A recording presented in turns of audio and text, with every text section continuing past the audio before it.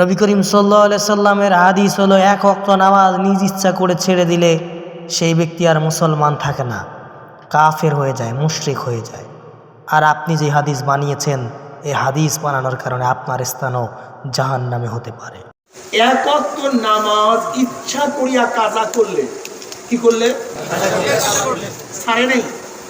হাত্তা মাজা তক্তুহা সুম্মা কাজা। এই জোহরের নামাজ পড়বো করতে করতে জোহরের শেষ। আসলে ছাড়েন নাই, আসলে কাজা করছেন। এই আসলে নামাজ পড়বো বলতে বলতে আসর শেষ, ছাড়েন নাই।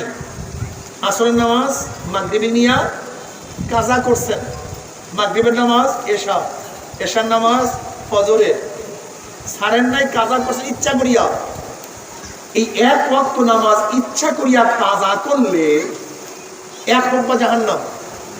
এক রব্বা জাহান্নাম মানে দুনিয়া এবং আখিরাতের হিসাবে 2,88,00,000 বছর জাহান্নাম ভোগ করতে হবে। আল্লাহ আমাদের সবাইকে মাফ করে দেন।